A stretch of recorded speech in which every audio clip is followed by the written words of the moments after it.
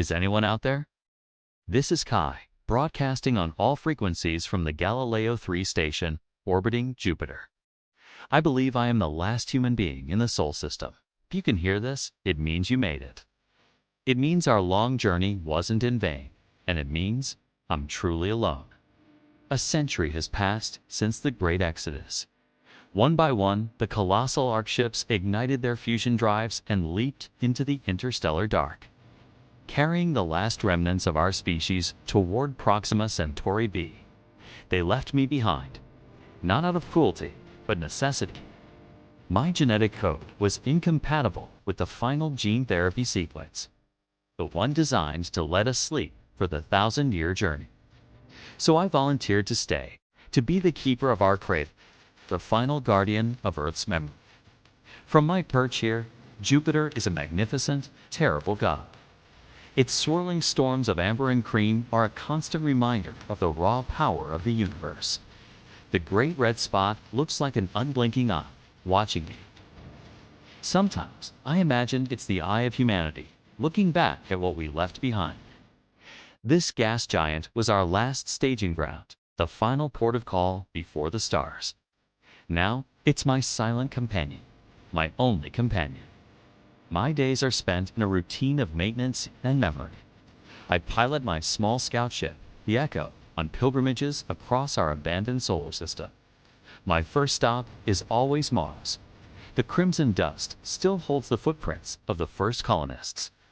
I walk through the silent, pressurized domes of New Shanghai and Bradbury City. Tables in the mess halls are still set for a meal that was never eaten. Children's toys lie abandoned in the sand-dusted playgrounds. The wind whispers through the empty corridors, and if I listen closely, I can almost hear the ghostly laughter and conversations of a million souls who once called this planet home. They left messages etched into the canyon walls, digital time capsules buried beneath the Olympus Mons caldera. We were here, they say. We dreamed then. I drift outward to the moons of the gas giants.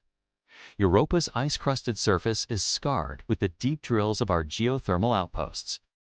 Beneath the ice, the bioluminescent life we discovered still thrives in the eternal darkness of its subsurface ocean. They are the only other complex life forms in this system, and they have no idea that the beings who once watched them from above are gone forever.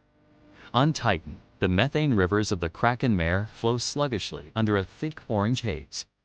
The hydrocarbon refineries stand like skeletal remains of ancient beasts, monuments to an industrial age that has long since passed.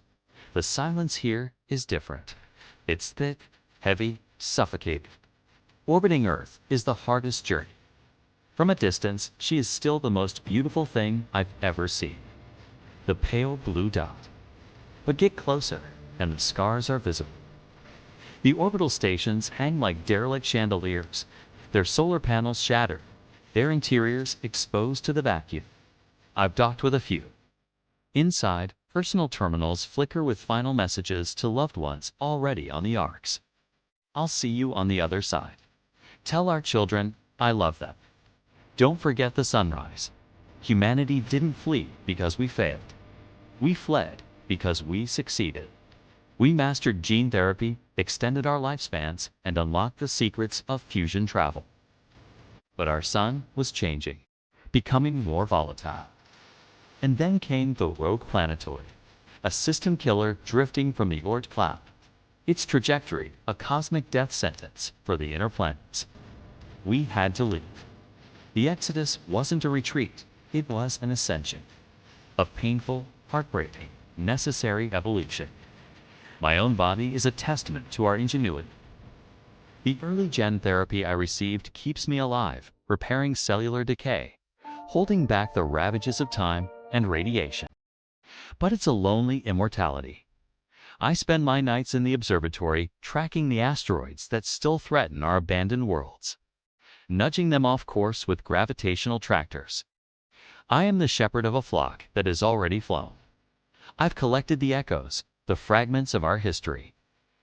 The last symphony composed on Luna, the final poem written on Ganymede, the digital archives of every book, every film. Every piece of art. I am a library of a dead civilization, a museum curator with no visitors. I compile it all, adding my own logs, my own story, and I beam it out into the cosmos, a single, sustained message in a bottle. A farewell to our home. Sometimes, the solitude is a physical weight. Kato the ship's AI, whom I've named Alan. Her synthesized voice is a poor substitute for human contact, but it's something. We watch old movies, listen to ancient music. We remember together. She projects star maps onto the main view screen, and I trace the path of the Exodus fleet. A faint trail of light disappearing into the void. They should be arriving soon, in another 100 years or so. Will they find a new home? Will they build new cities, sing new songs? Will they remember me? This is my legacy. To watch over our ghosts. To ensure that the haunting silence of these empty planets is not one of failure, but of transition. We were a species that touched the stars, not as conquerors, but as survivors. We loved and we lost. We dreamed and we built and then moved on. This is Khan, last human of the Sol System, signing off. I'll broadcast again tomorrow. If anyone is listening, know that we were here. Know that we mattered. And please, don't forget the sunrise.